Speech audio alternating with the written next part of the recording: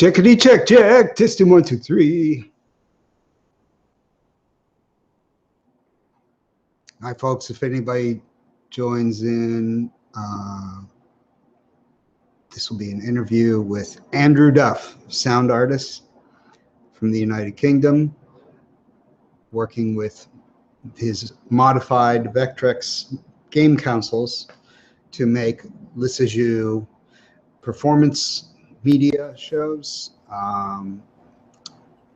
as well as, oh, there he is. Hi. Hello. How you doing? I'm doing pretty well. Actually, yesterday was I'll tell you, this year is one of the, it's going to go down in my memory as like as a crazy, tumultuous year. Yesterday, learned that Pauline Oliveros passed. Yeah. Sad to hear that. There's no viewers yet, and I can cut this part out Okay. if we even decide to keep it. But I'll say that I found the only happy place I found for my camera is over here. Is that weird for you? No, that's all right. I'm talking to you, but I look that way. That's fine. Is that I'm seeing you this way? Yeah. Okay. So let me see. So this is streaming live, and we may not get any viewers. Let's just go ahead and go through it, and if nothing else, it'll be archivable and it'll be a tool for transcription. Yep. And I'm not sure, it gave me some sort of message where it said that we're limited to a certain amount of time, but the message flashed up before and I was already in the act of clicking. So worst case, if we get interrupted for any reason, I'll just start again. Okay. I'm still getting used to this Google Hangouts thing as well. Great. Well, practice makes perfect. So Yep. The more we do this, the easier it'll be for both of us. As you can see, I've got some of your work up on the screens here, and we'll see if it plays. But let's officially begin now. Okay. Hi. Hi. How are you? I'm all right, thank you. You all right? Doing okay, thanks.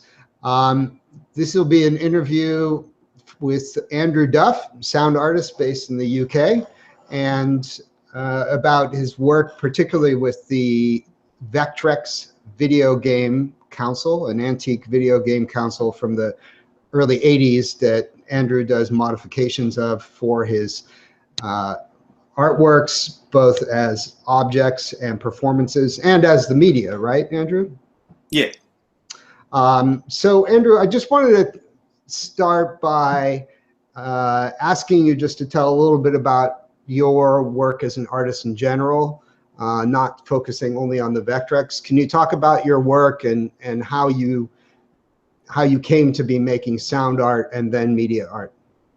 I can go back to when I was at college, I guess, and how I was interested in video art back then in the late 80s, early 90s.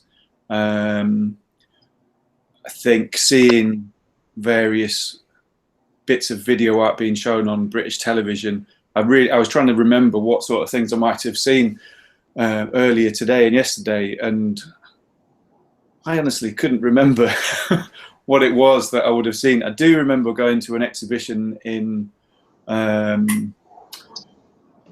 Oxford in the early 90s of work by, I think, Gary Hill and somebody else, I can't remember. But things like that were really influential on me, and so, but unobtainable, I think, really, some of the technology. And when I was doing fine art at college, I really ended up making a lot of video feedback pieces and kind of doing performances with that. And the kind of last things that I did with that was getting into sound with it, because I realized I had this really old Sony television that made some horrendous noises. It was amazing, with no audio input. Just I'd turn the volume down and it would make a racket. It was really strange. So I ended up taking the back off it and putting telephone coil microphones inside it, and avoided getting electrocuted, luckily. But I think that was a friends. You got be careful around the back of an old tube TV. It's very definitely, yeah. But I think that was a real door opening for me to see that a television could make a load of different. Well, it could be a good resource for work. And so I think around that time in this country, dance music was getting really big, electronic music and techno and things. And so I started getting interested in that, and kind of went off on a tangent and just listened to more music and played music, played records, and got some old synthesizers and did noisy things with it, really, and drifted away from doing visual art stuff. But then when I went back to university in the late 90s to do a design and digital media masters, and got into Max MSP then, and made some visualizer software in Max, which was really, really fundamental stuff. I think it just used, it was a bit of a trick. It just used the volume amount, you know, the number that you would get from high volume down to low volume, just to move along a timeline of a video. But it looked responsive, so I was quite happy with that. It was a good trick. I got a good grade. And then after that, I relocated down to the south coast, into Brighton, and met various people, did some visuals in a club a little bit with my Max patch that I'd made, and met some other artists who have been going for quite a while, Semiconductor, and did a little bit of work with them on some Max stuff, with some of their projects. And then I guess remind me of the question. I feel like I've gone off on a bit of a rambling tangent. Oh, it's great. You're answering the question. It's interesting that you actually started inspired by video art, and then moved into music and sound art, and now you're kind of returning to video and media art. Is that fair to say? Yeah, I think that I realized when I was at university was when the young British artists were getting big, you know, so Damien Hirst and all of that lot, and they had so much money behind them, sponsored, whatever, given to them by whoever was patroning them. And I wasn't in London. I had no real interest in getting involved in the art world, but I realized that through music you had a really good captive audience, so that you could play records to them or play sounds to them, and everyone would be really happy and enjoy it. Or so you could kind of manipulate people over time. It was a really good time-based kind of experience, and so I just sort of shifted into that. And I guess I've always stayed in touch with. I've always liked looking at art, going to exhibitions and seeing things, and can never really remember key pieces of work, but there's, you know, it's there as an influence. And so yeah, it is interesting to come back to video art and think about it in a different way. And I think now how things are perhaps more accessible, bits of technology seem to be more accessible to me than they were, you know, in 1992 or whatever. You know, you'd perhaps have seen something on some TV program. You think, oh wow, that's amazing. How did they do that? And there was hardly any record that I could find of something. I was looking at a Gary Hill piece, I forgot what it was called, that had the Rutetra stuff in it. And I think I must have seen that when I was in my teenage years or something. You know, but no idea how it had been done, and no chance of ever being able to do it at that point in my life and kind of abilities with, or accessibilities to things. So I just had a cheap video camera, a domestic one, and a VHS player recorder, you know, and just play about with that. As a little side note, on the MovingPictures.Gallery YouTube channel, there is a playlist of Vectrex videos, works either made with the Vectrex video synthesizer or about the Vectrex video synthesizer. And I believe there are 2 Gary Hill works on there. Bill Vectrex once said of Gary Hill that, well, he said several things about Gary Hill. And one thing that he said is that Gary Hill made the only work on the Vectrex video synthesizer that actually made Bill cry. Oh, wow. And he also said that Gary Hill was the only artist who used the Vectrex in a way that he had never imagined. Right. So he had never anticipated this particular use of the Vectrex. Right. And so, yeah, take a look. I'm very curious to hear what, if one of those pieces that I've selected happens to be this one that you saw that inspired you. Yeah, I think there was something with him reading some little narratives out. That may very well be. The name, oh my gosh, I cannot recall the name of this one work right now, but it's unbelievable. It's really remarkable, and it was one that Bill very much enjoyed. Okay. I'm curious, Andrew. So, talking about, you know, I didn't grow up in the UK, so though the BBC television programming certainly reached here in the States, but I'm curious, in what kind of context did they show this video art? Was there a program, or did they use that as kind of, you know, interstitial place fillers for programming that wasn't, you know, like shorts in between longer programs? Or how did they program the video art that they showed? I think it might have actually been Channel 4, and I think there was some sort of even all night, or, you know, like a whole evening dedicated to film, video, artist video and things like that. It might have been something like The Secret Life of Video Art, or I'm probably completely wrong. But I do remember some evening programming where it was just probably early Channel 4, where they just showed a bunch of weird stuff as far as probably a lot of people in the UK were concerned, and so it probably didn't have a very big audience, but I think it would have been something like that that I'll have seen it on. And BBC 2 probably showed some stuff kind of mid-late evening kind of time, but, you know, at peculiar times, probably from some sort of vague memory. But they didn't use it as sort of fillers in between programs or anything like that. They would have just had a dedicated show that was a kind of a collection of artists making videos, and whether they would show British or American or European or wherever stuff, I don't think there was.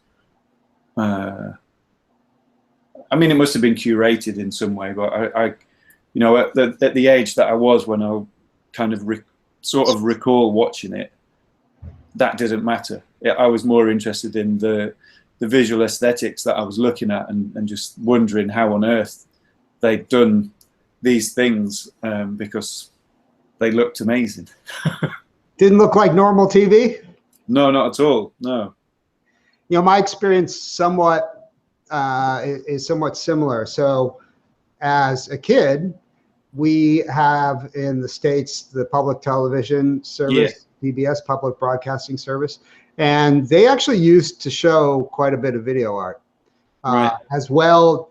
You know, there in the earlier days of cable, there actually was a shocking amount of video art that was shown. There was a The USA Network had a late night show called Night Flight, and they had one episode or even more where they had John Sanborn and Dean Winkler, two video artists, just hosted a night, and they showed off this post-production studio with all this gear, and they showed all this artwork and talked about how they made it.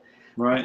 That was also influential on me. But the interesting thing is, it wasn't only a question of access to the gear, which was harder to get. Certainly it was harder to have in your own studio, you know, up until I would say about, well, actually for me in the mid 90s is when it really significantly started to change. In the early 90s, it was beginning to change, and we were doing live video shows where literally we would hire like a man with a van, right? And, you know, and like it was a whole day long transportation and setup and whatnot. But by the mid 90s, the gear was starting to get smaller, but and more portable, leading up to the change over to things collapsing into software and laptops. Yeah. But more significantly, what was really a shocker for me is in the States, and especially in New York, like, you know, at that point, certainly the epicenter of the art world, before the focus kind of shifted along with the YBA and, you know, and it's certainly a more international scene now. But more shockingly, I got to New York, and all of that work that you're talking about, work where artists were really, you know, reaching in and manipulating the media itself, as opposed to just using video technology as sort of an extension of photographic, like, you know, document style technologies. Like all that was completely out of fashion. Right. Got to New York City as a young, you know, wannabe artist.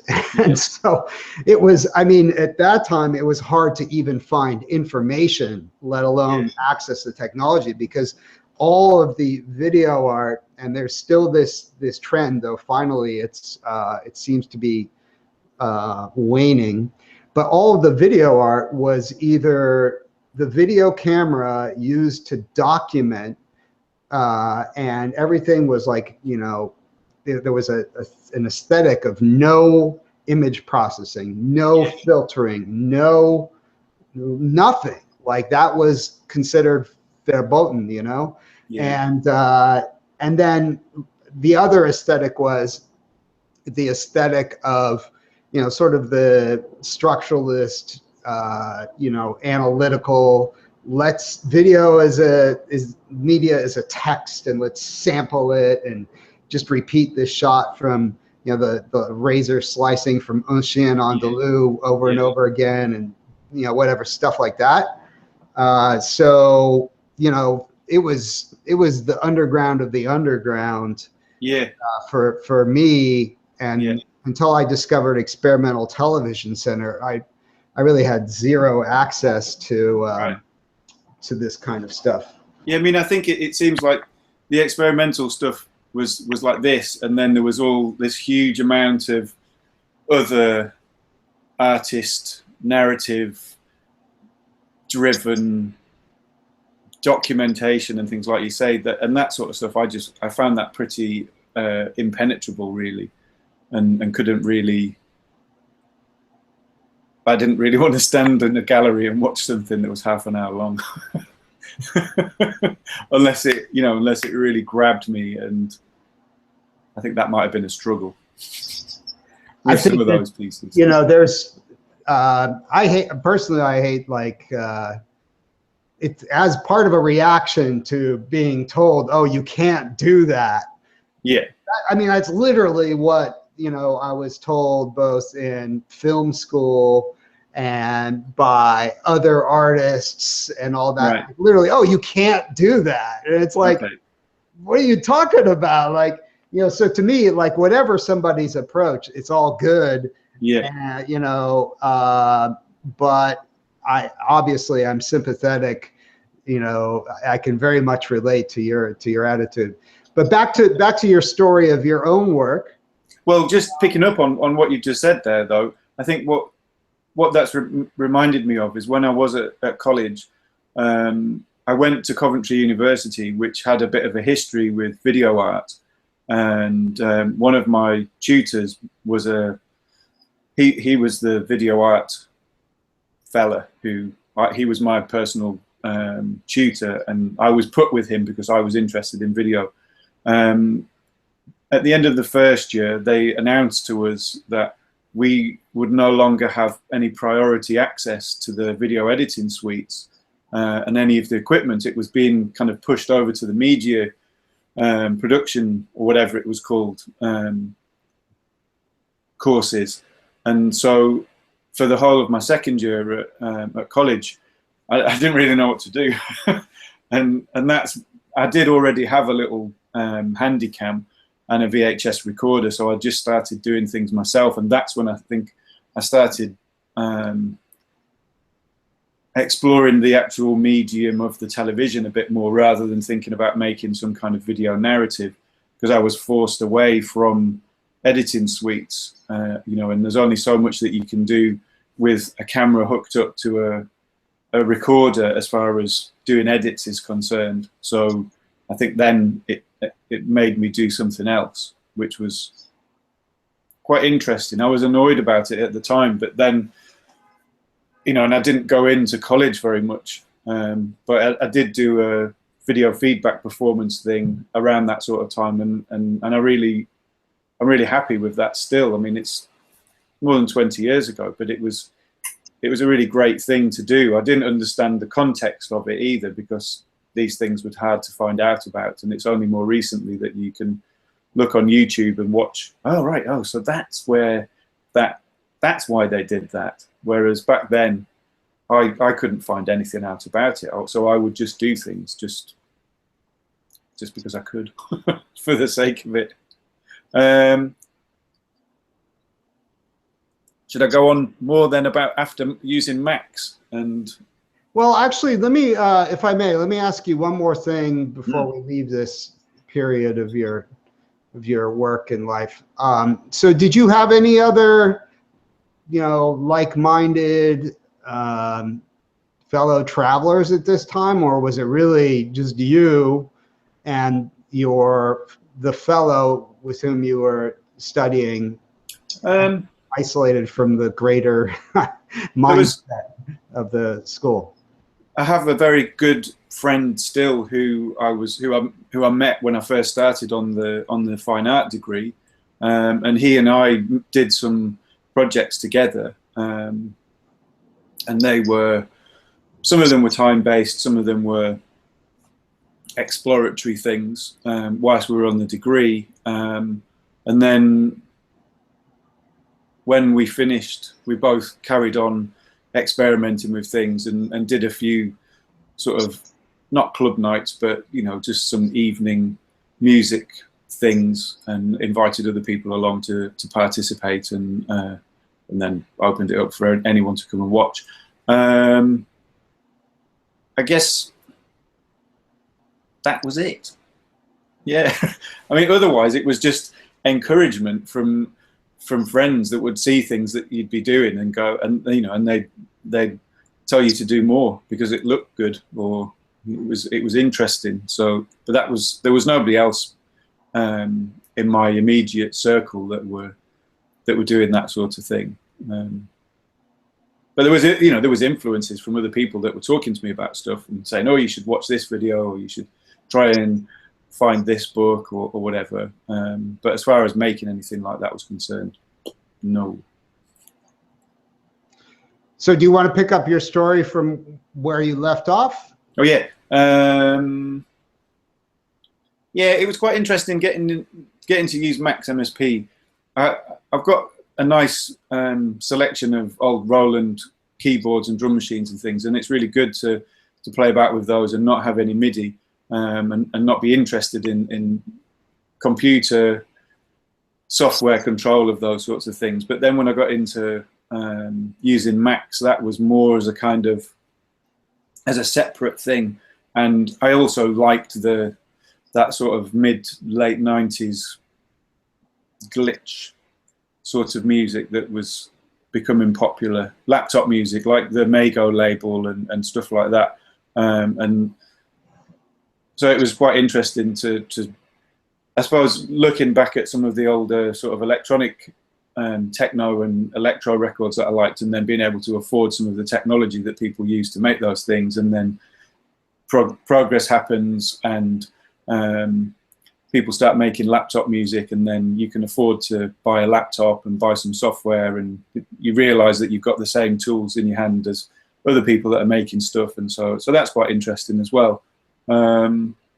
So I think I got interested in making some kind of funny chop-up tools, glitchy tools for just making a noise with, really, in Macs. And I realized as well, after going to a few performances, that people might have been only using a smaller part of the processing power of the computer to do their electronic music set. I thought, oh no, you can do more than that. Macs has QuickTime control, so you can do visuals. Someone's made this NATO plugin for Macs. That looks interesting. I can never afford that. I can't get hold of it, but what can I do that's sort of approaching that sort of thing?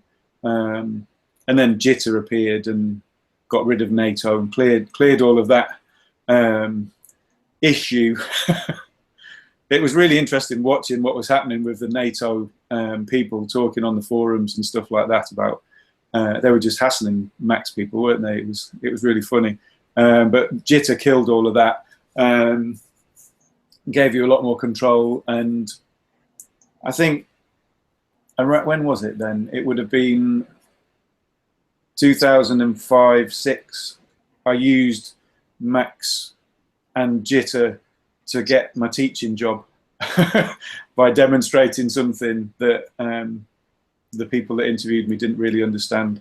And so then I sort of slowed down, I think, a bit with making things. I still made bits of techno and stuff like that, but just for my own benefit, and got involved with one or two other little projects, doing some Macs things with them. I think I did 2 things with Semiconductor, but that might have been before I started working at the university. And then around 2011, 2012, I was realizing that I wanted to buy a different sequencer. I'd sold various Roland sequencers and things like that, thinking, oh, I don't need this. I'm never gonna use a so-and-so ever again, and then regretting it. And one of my friends said, oh, there's all this DIY stuff. You could go and have a look on the internet for some DIY sequencer and work out how to build something. And I thought, oh yeah, well, I've soldered some cables. I'm sure I can manage that. And I think it must have been 2009. Yeah, it was. And I bought something to build a sequencer, and then found the Muff Wiggler forum, and then got involved with organising modular meets in Brighton, and met lots of other people to do with all of that sort of thing. And one person in particular has encouraged some video stuff with me and said, oh, look at this and look at that. You could perhaps have a go at doing that sort of thing. That will probably work if you're interested in taking that a bit further. Because I realised after a couple of years with the modular stuff that a lot of people call Eurorack Eurocrack, and because it's addictive and so and so. But I think that the worst version of Eurocrack is video synths. And that's another level of addiction. Why do you say that, Andrew? Why are Eurorack video modules the very worst? Just because there's less of them, and so you want to get them all. You want to collect them all. Well, maybe. I mean, the LZX stuff has been quite hard to get hold of in this country, and expensive whenever anything would appear. secondhand. So, you know, standard audio Eurorack things are however much they cost, and the video thing would cost a bit more. And like with normal audio Eurorack things, you buy some things, you piece it together, and then you scratch in your head thinking, why can't I do this? What do I need to make it do the thing? And then you realize that you've got to spend a lot more money again. Well, that's worse with video. I'm just looking over at the video stuff that I've got, and it's not much. And I know that I need more to be able to achieve, you know, some other things. I've finally managed to do some vector rescanning, Rutetra style, on my little oscilloscope that I managed to get off eBay, broken. You know, but yeah, it's worse because it's more expensive and harder to get. I like it. Just to pick up on two things that you mentioned for a little bit more detail. The first is that it actually surprises me to hear that NATO was expensive in the UK. My memory from that time is that there was one price point that was fairly reasonable for most of the world, but then they charged a different amount that was like at least 2 times as much, maybe 4 times as much, if you bought it from the United States. Oh, right. You remember that?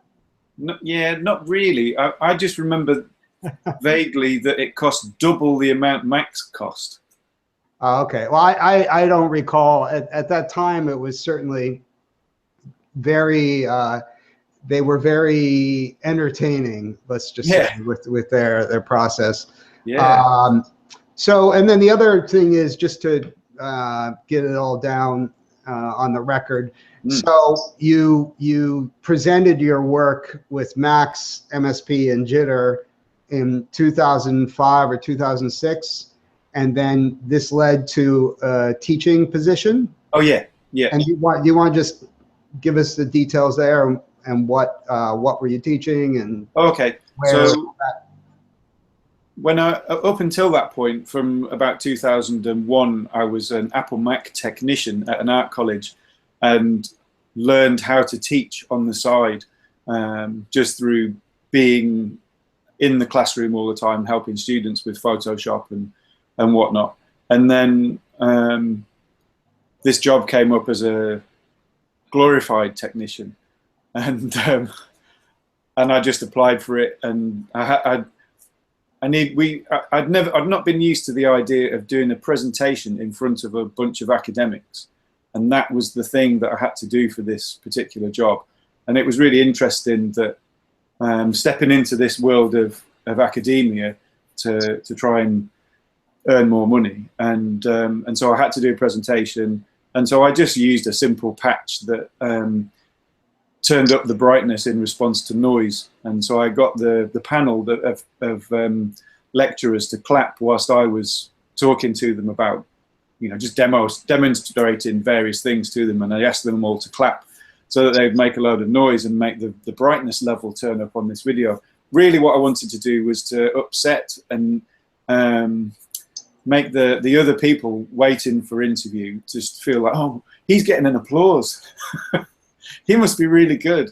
And then when they'd have theirs, they perhaps didn't get an applause.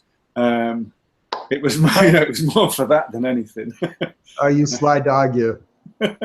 And so that was a teaching, that is still, it's the job that I still have, teaching on a digital media MA program, and teaching, being the digital media tutor, or one of now 2 digital media tutors on the undergraduate degree that I teach on. And so we cover all sorts of different things, generally graphic design, and then move towards a bit of installation stuff, and try and help them.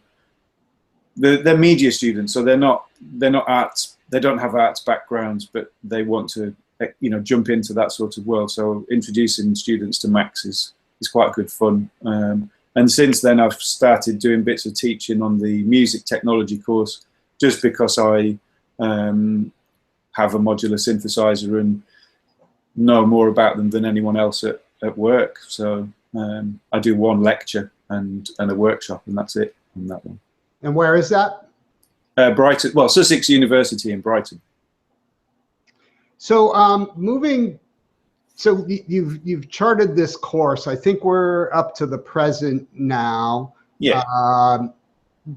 Though you haven't told the story of how specifically your work went into this world of Vectrex. So do you want to talk about that? Okay, so I think it goes hand in hand with the modular meets that I've been organising and meeting more people through doing that, and people getting in touch and saying, "Oh, can I come? I can bring some gear along," and me also wanting people to bring gear along. And like I was saying about the sort of next level of addiction, as far as my view is concerned with video stuff, I did bump into someone at a modular or synthesizer meet quite a few years ago, and he was talking to me about having a load of LZX stuff, and I was saying, "Oh, well, you should bring it. I want to see some of this stuff. I've never seen any of it. I'm really curious to get an idea of what you can do with it." Just through fascination, really, and reading about it online on MovingPictures. But then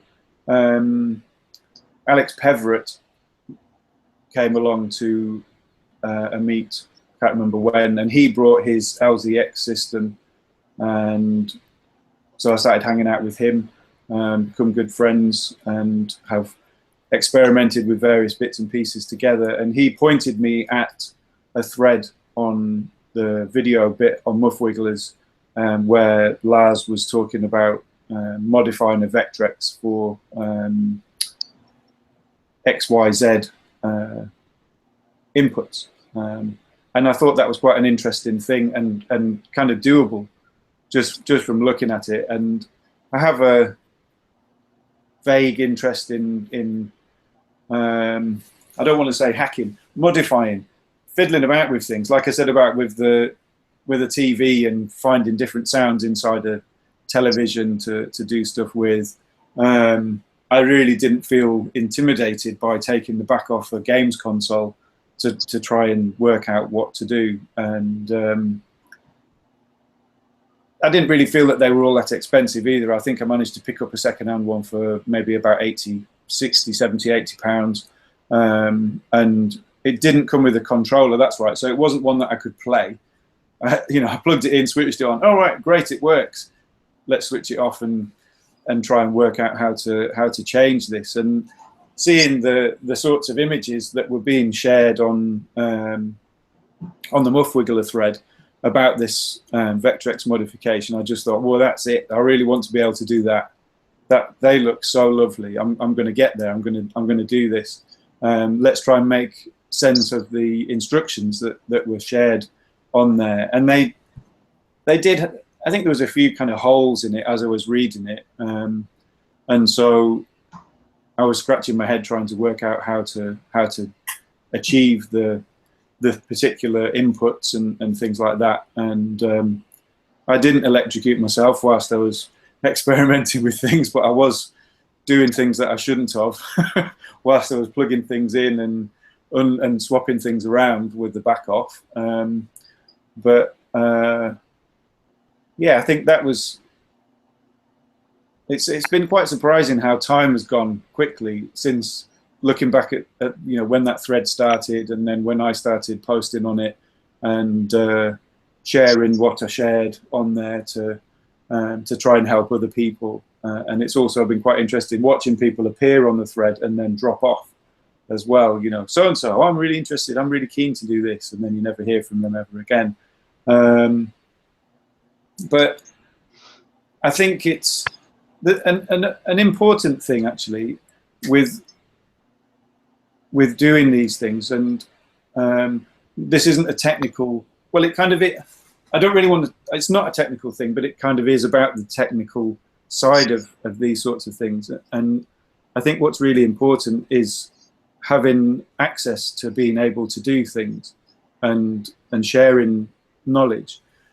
And all too often, I think, and I was one of these people as well. You get the internet, and you just go, "Oh, everything's there," and you just take it all off the internet, or you you know, I've got that sort of hoarder mentality. I've got a lot of records and books and all sorts of things that I like to have and collect. And I think I treated the internet like that, and I just took from the internet quite a lot. And it was around, I guess, when I started playing about with the Vectrex that I also, yeah, it was actually because I gave a paper at the Signs and Squares conference festival in Manchester in 2014, and I talked at that about sharing and communities where you give and take rather than just take, and how valuable all of that sort of thing is. It was about, what was the talk was called Synths and Social Capital, and so I am still interested in being able to get ability, skills, tools, whatever from a community, but also I think it's really important to give back to that community and not just be a sponge or a leech from it. And so I think the contributing back to that conversation on Muffwiggler is just as important as all the information that I got from it, and to do the modification, you know, then share how I did the modification. Some people suggested to me that I shouldn't share my techniques with things, and I think that's fair enough up to a point. You know, there's other things that I've done that I'm not going to share. And I guess even if you looked over my modular synth, you wouldn't really understand what was going on with some of the patching anyway, because I can't work out how, and I can't really remember how it's doing what it's doing. But yeah, I just did that modification and documented it, and then shared what I've documented, and also have tried to share the work that I've been doing. And it's quite interesting looking back at the photographs that I have of early experiments with it, and you know, just sort of fumbling around in the dark, just what happens when you do this? Well, plug this module in, and you get that shape that you've got over on the left hand side of your screen. I love that image. No idea how to get it back. Well, that's the image from your guide. Yeah, it was one of the first best pictures that I had, and I don't know. I think it's just my DPO. But well, just reacting to that, speaking personally, your guide that you so graciously shared was really the guide that helped me really get going. It was the initial post from Lars Larson that inspired me, and then I tried to get my friend and collaborator who had a Vectrex to give me his, but he said, "Oh no, that's long gone. I got rid of that." Right. No, and anyways, but your guy was really the one that enabled me to really successfully modify my first Vectrexes and then build upon your ideas and your knowledge that you shared. Let's talk a little bit about the aesthetics. So as you're patching together your system of collected modules that you use to generate these shapes, you're making choices. Even if you don't remember how you got to every single choice, what is it that you're looking for in these visuals that end up on the screen? And then also, can you talk about like the choices you make with respect to the sound? You know, what's that relationship, and you know, how do you decide what patches to keep and what knobs to turn? I guess I have to look over in that direction because that's where it is. Do you want to point the camera over there for a second? Yeah. Don't worry, we won't be able to take all your secrets, because you're right. It's a mess. Not only the modules and the patching, but it's all the individual settings. Mm. Though I have actually learned some tricks by watching people exactly where they put the knobs and patches and all that. Right. I think as far as the visual and the audio work, they have to work together when I'm with the videos that I've made and when I've done little performances. And I think what I've been trying to achieve is a sort of an automatic system that will look after itself, and I can just leave it and it will generate things. In a talk that I gave recently, I was referring to everything as cool shapes, and so you can get this module, and once you've combined it with this and that, then you'll get cool shapes, and then another thing will give you some more cool shapes. But I think I like I don't know. It's an interesting one to think about. I think the sort of the automatic drawing idea is there in making stuff with the system that I have, and so because the synthesizer, the modules are controlling where the beam is on the screen, then I am drawing with the synth, and the forms that it makes. I'm not really chasing specifics. I think I'm interested in seeing what these things do, this module or that module, seeing what these things have on offer for me, and then I'll start to try and work with whatever it is. And so a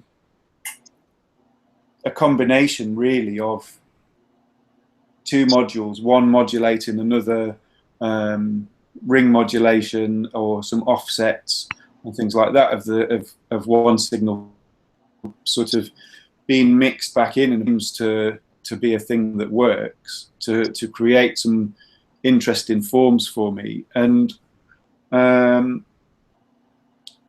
think that, well, when I did a talk recently, something occurred to me in that, in the process of preparing for this talk, and it was that I wasn't interested in computer art or trying to explore that sort of computer art aesthetic, or actually I wasn't really influenced by computer art as a thing. I was more influenced by paintings by Brian Geisen, who worked with William Burroughs on the cut-up technique and the dream machine, and how that is a kind of an automatic system where you have some you have a system that you put into place on some stuff, some material. So the material that they would use, well, that William Burroughs used for The Naked Lunch, was a story, and that got cut up and repositioned in a particular way.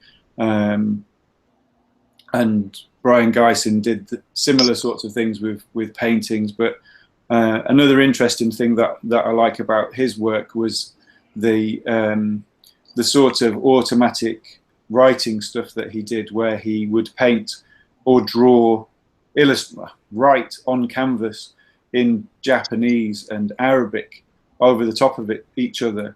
And so he would end up with these really interesting and, to me, undecipherable letter forms that I could look at and wonder about, you know. And I think it's that sort of wonder in a lot of work that is influential to me. And then with this system where I feel like I'm creating wonder, where I can look at these shapes and listen to the sound that goes along with it, and wonder where it came from, how it works, and not necessarily have to understand that it's this and this that does it, but also that other factors come could come into play with this thing that don't necessarily matter. You know, that weren't the main thing that actually made that thing work. And I'm going on a tangent. Please keep going. Great. Anyway, I think when I was learning how to use Max MSP, it was 1999 or something like that.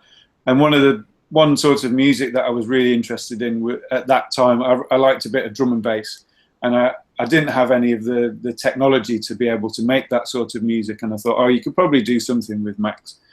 What software do they use? Oh, they use this thing called Recycle. What's that?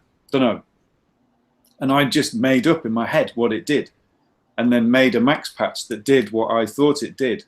And because I just wondered, I just didn't know. And then years later, I found out what Recycle actually did. And went, oh, right, no, it didn't do that then, did it? But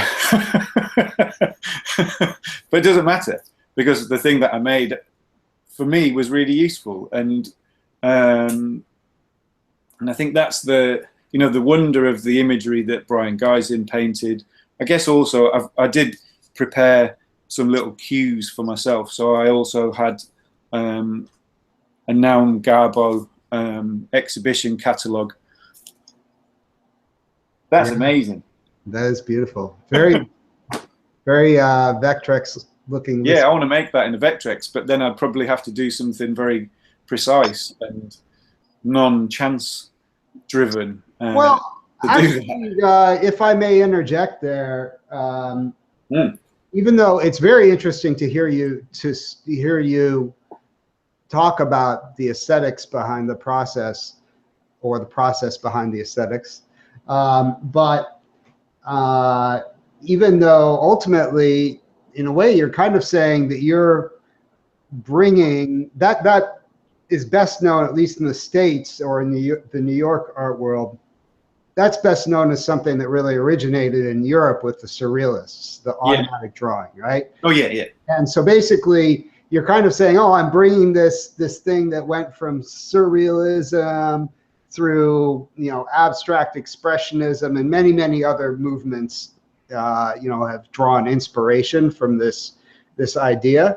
And it's not as much about, the generative computer art or data art tradition, but more about that surrealist drawing tradition. Yet, at the same time, your work does have generally more of a delicate precision, I would say, and so you are going more often for, as I see it, for forms that have symmetry.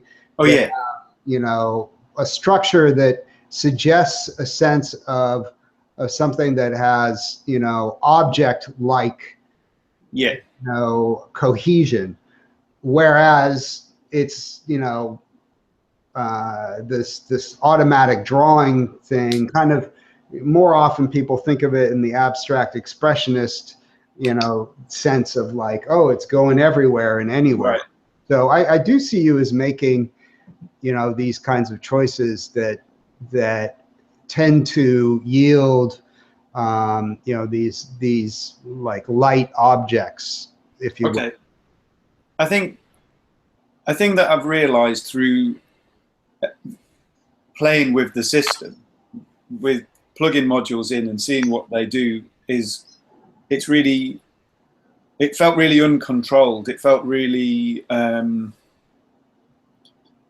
felt like I needed to tame the system and sort of contain it within the screen and make that work and carefully present something that I didn't really understand. That's my response to what you've just said. Yeah, to carefully. Yeah, I mean, it is a wild beast. A modular synth is a beast, and you don't know what's going to happen. You kind of get an idea about what's going to happen, but there's a point where you just go, whoa, what's this doing? I don't know. And so building a thing or piecing together a thing that allows you to contain it somehow, and yet still has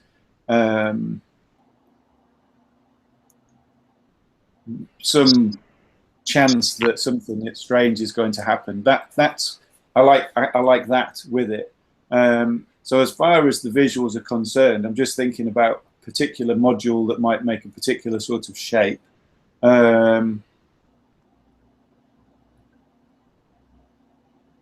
After seeing more closely your Lisa Joy videos and seeing the little case that you had with the morphine terrarium in, I had to have a morphine terrarium, but then I had to not do what you were doing with it, and because that's what you do, and I had to try and work out what I can do with it, and so that's been the thing lately that has been the best thing for making jellyfish with.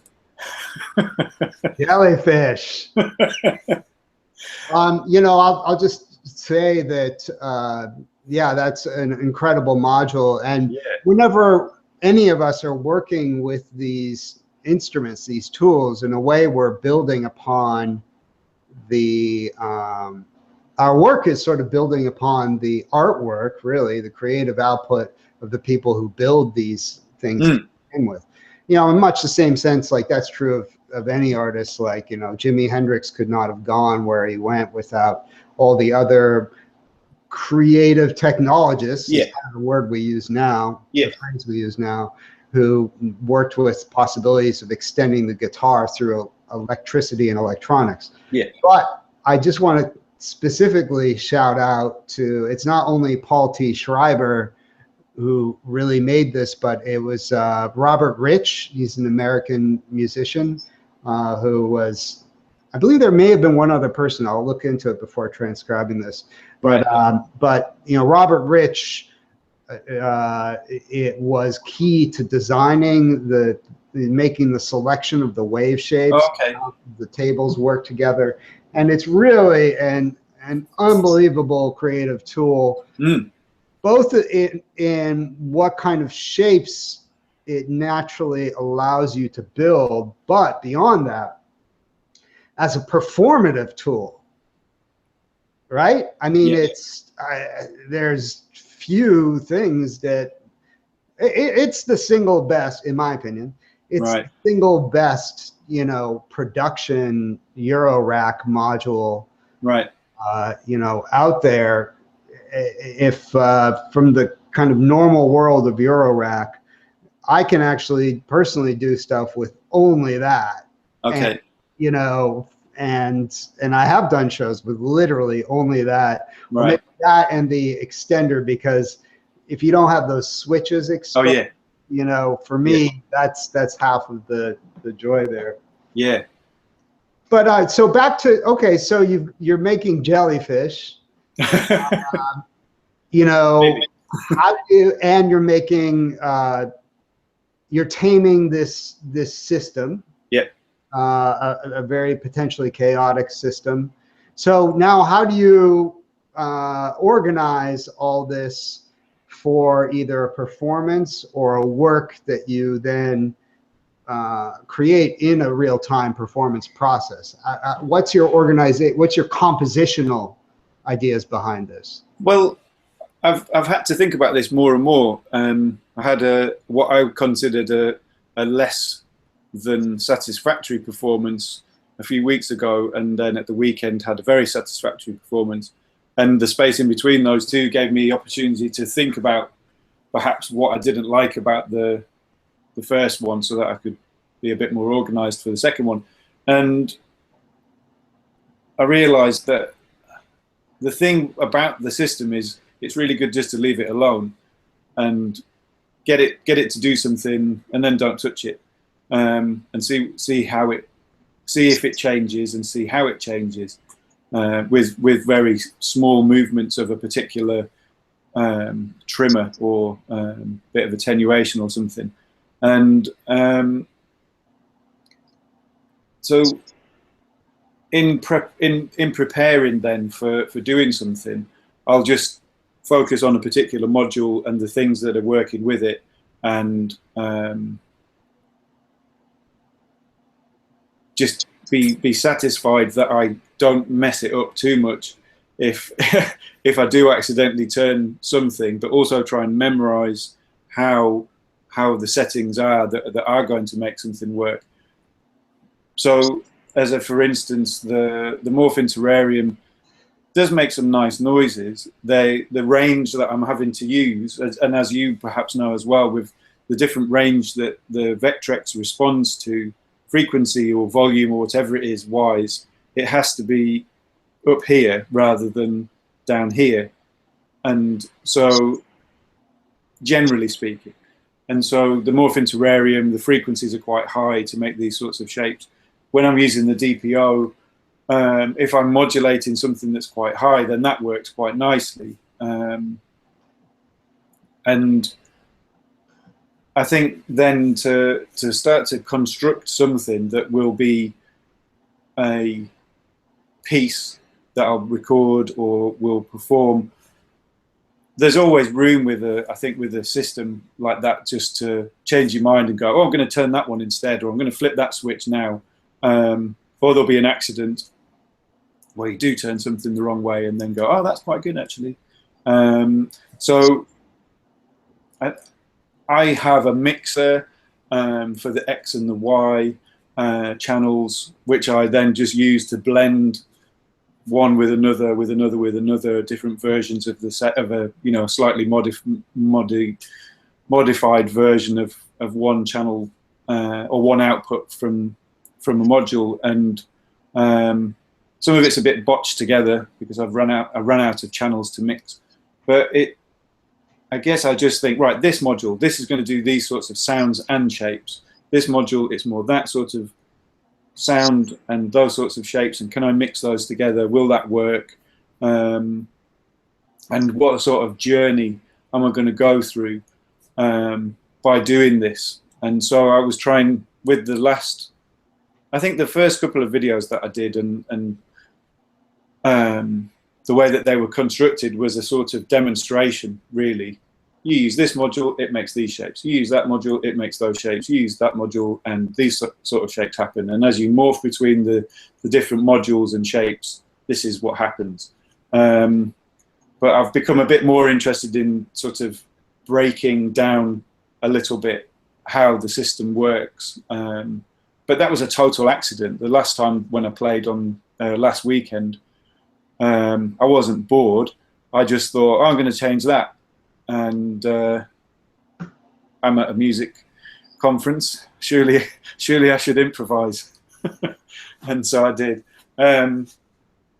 So I think as far, I've not really, does that answer that question? Well, you talked about now, my question was, what is the compositional process for you? And you answered part of that question by saying that you looked at a previous performance, and right. From there, both on a system level, so in a way, you building your system is part of the compositional process, right? Yeah. Is that fair to say?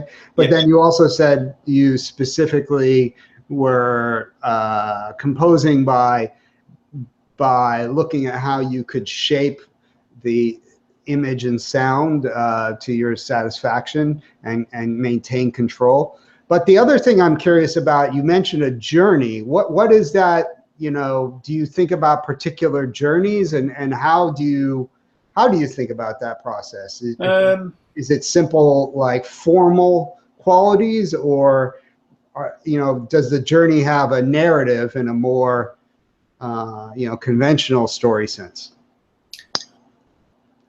I guess sometimes it's interesting to make something sound really, to get more and more intense as things go, or you start off with something that's quite simple and then build more and more complexity on top of it, and so that sort of thing could be a journey. I think that's what I mean by that, really. It's, I'll start off with these sorts of forms that are moving around in this kind of way, and then there'll be these sorts of forms that are moving around in a different sort of a way, and then I'll go to something else, and then perhaps just start to break it you know, and so you're used to the way that these shapes are working, and it's a given that I've created nice, or I'm presenting nice balanced forms. And then, but if I change some modulation somewhere, like in the video that you had on in the background initially, the thing starts to just rotate because I'd slowed something down sufficiently so that it stopped it from looking like a jellyfish, and actually exposed the fact that this was just a thing that was kind of rotating fast enough for it to look like that. So I guess that's the journey. I think a thing that I remembered, and I've remembered to say though as well, it's part of playing with the system, whether it's recording it or doing it in front of people. It's important for me to look at what the shapes are on the screen, whether there are shapes on the screen, and how the screen is responding to the sound that's going in there. And so at first I was thinking, do I have to always have an image on the screen when I do this? Or is it okay for the screen to go blank or black? Does that matter? Is that important? Does that get in the? Does one thing get in the way of the other? And I think perhaps from a technical point of view, it's quite a thing.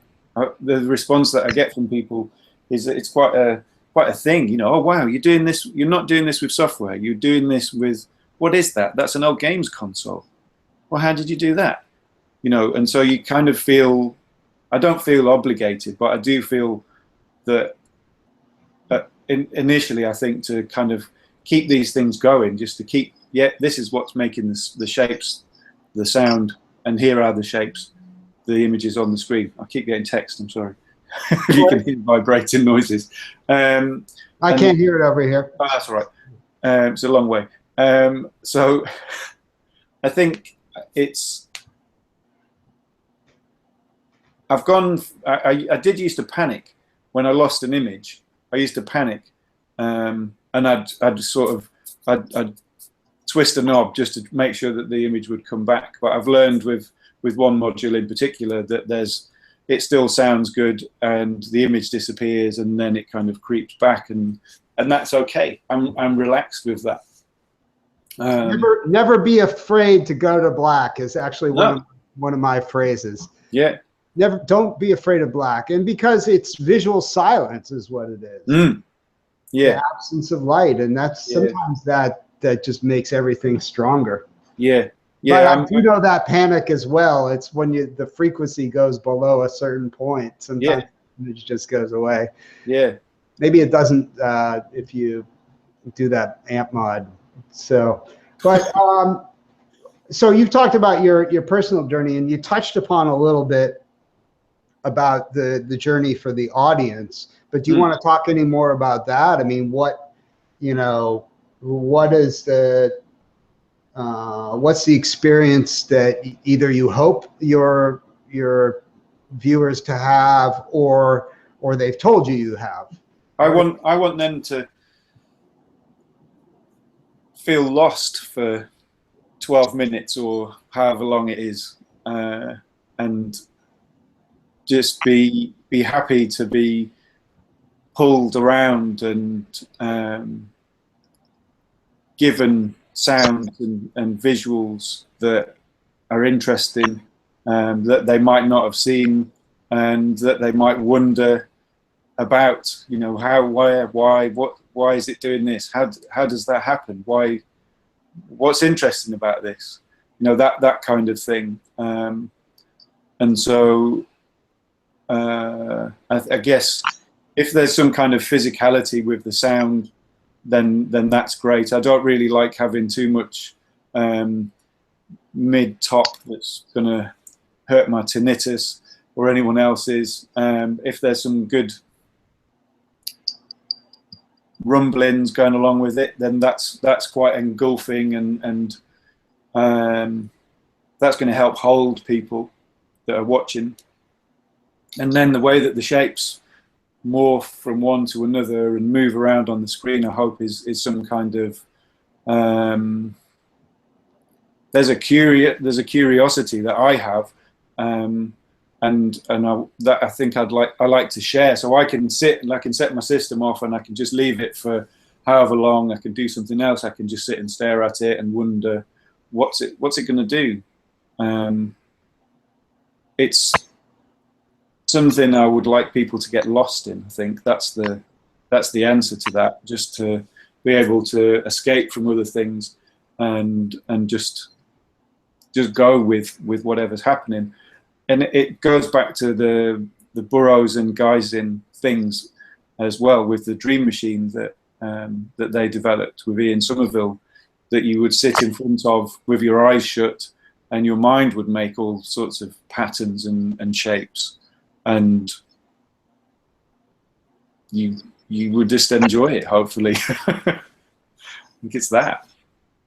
Fantastic.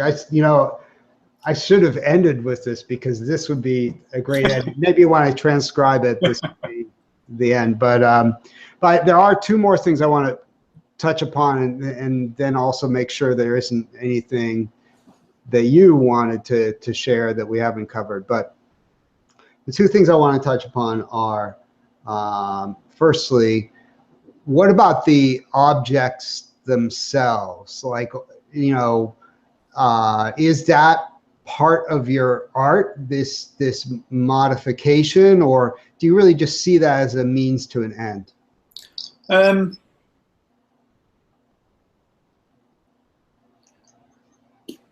I think I've got gear fetishism.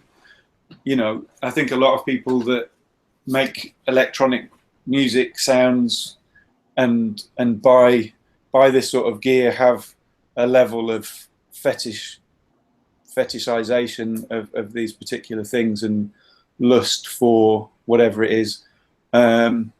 So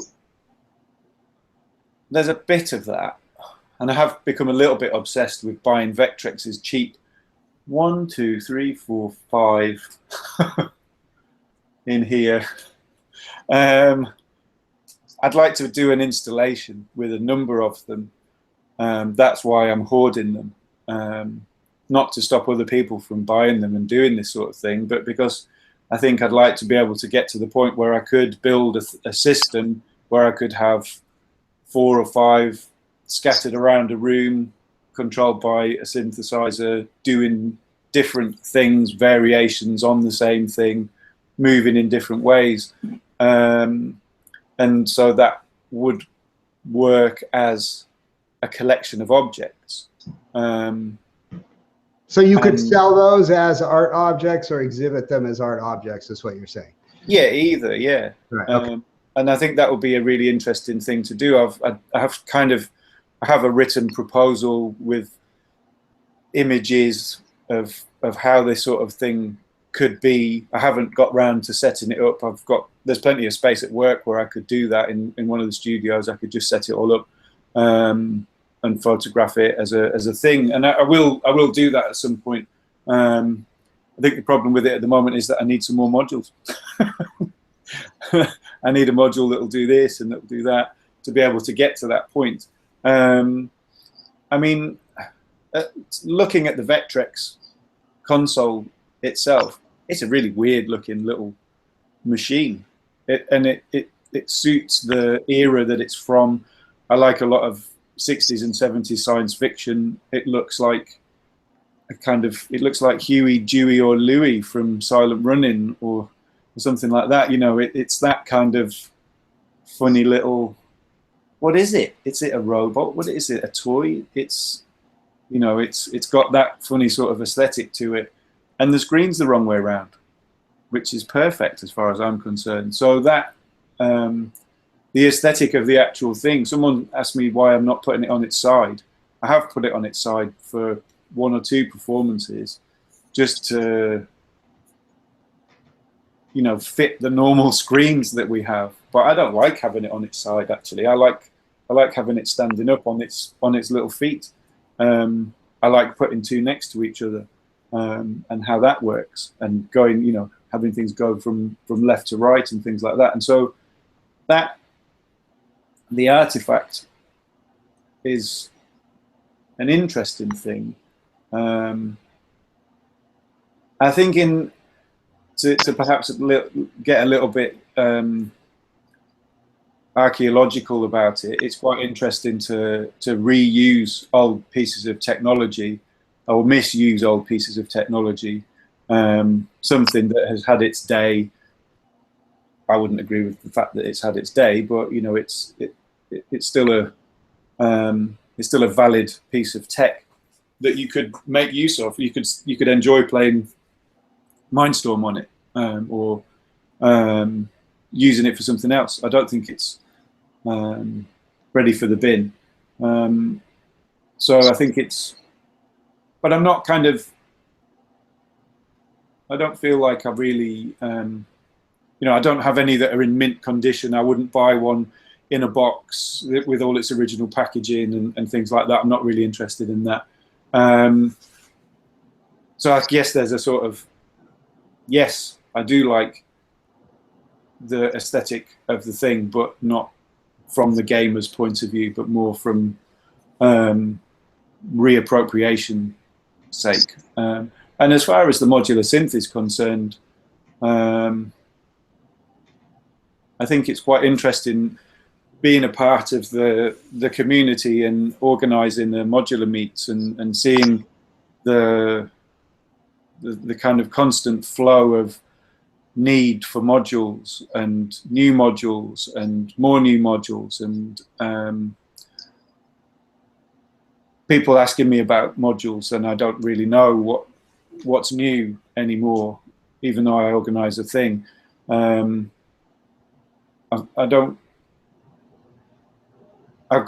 made an instrument with this now. I've made a system, and it does what it does, and I'm still happy to have doors open to other people coming and finding out about these sorts of things. But I don't feel that as that sort of part of modular synthesizers is something that I'm that bothered about chasing after.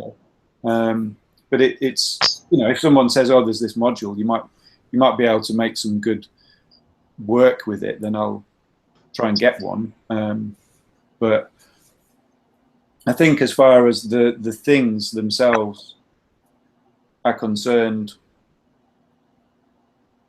they're not like a Roland 303 or,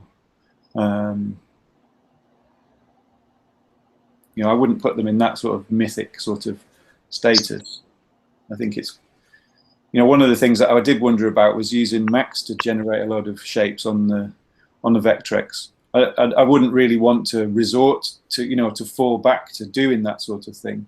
I don't really want to do it, but it's not. It's heavy carrying all these boxes around when you go and do something. You know, it'd be nice to not have to do that kind of thing. But I think that there's inherent qualities that these things have, and that's important. That's important to me. But it's not the end, you know. So if I'm using a digital module, I don't care. It doesn't have, you know, that's not really a point. I think that's the answer to that. Cool. Well, did you have anything that we didn't touch upon that you want to add about your work? I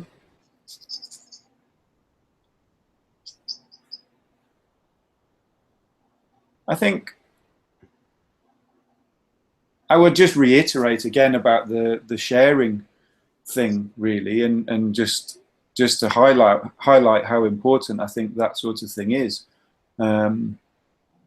I've tried to share, and I've tried to I'll try and help people achieve things, and I think it's an important balance to strike between giving things away and giving things away. You know what I mean? You know, working for free or helping people to progress with stuff. And I think I've got used to giving stuff away. It's my job as far as teaching is concerned, and I need to work out that balance myself, I think. And I think the kind of the magic behind things has to be retained, you know. So there has to be a point where you stop telling people what to do or how to do something, and they have to realize, I've got to put some effort in with whatever this is. And you know, someone on the internet isn't going to help them make the best thing ever. They've got to put some hard work in themselves to achieve whatever it is, that thing. Yeah, I think that's my thing. That's my ending. Excellent. Andrew, thanks for taking the time to talk. Thanks for listening. Thanks for the questions. It's been My really pleasure. interesting. It was great hearing. I'm especially stimulated by the way you connected the dots back to, you know, Geisen and Burroughs, and then for me, that always makes me think, going back even further through abstract expressionism back to the surrealists. Yeah. And you know, this also, I mean, I'm thinking a lot about how we all got to where we are now with the passing of Pauline Oliveros just a couple days ago, and before that, so many other pioneers of our broader, you know, time-based arts, electronic media art, and video art. You know, this year alone. Yeah, it's been a tough one, hasn't it? But you know, there's also this week, I think it was like the beginning of this week, Derek Holzer published that thing that I shared with you, the Victorian era. I love that. Yeah. You know, so it's very interesting hearing you talk about the not just the technological roots of your work, but also the aesthetic roots of the foundation, and what you personally were inspired by, but just like, you know, what really is part of the again, the foundation for all this kind of work that none of us can avoid if we do this kind of thing. So yeah, I think it's always really important to recognize things that you're interested in, and have those things feed whatever it is that you're doing. And not, if you're going to make, you know, if you can, like, this is like analog computing, I guess, isn't it? Analog computer art. And if you immerse yourself in analog computer art, you're perhaps more likely to make analog computer art with it. And if you can't find out very much about it because it's a thing that wasn't recorded very well, you know, then you're going to have to be influenced by something else, aren't you? And then try and make something else with this thing.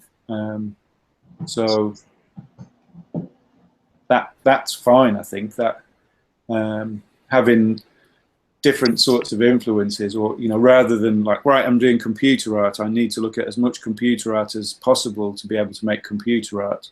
Yeah, maybe. Maybe not. Fantastic.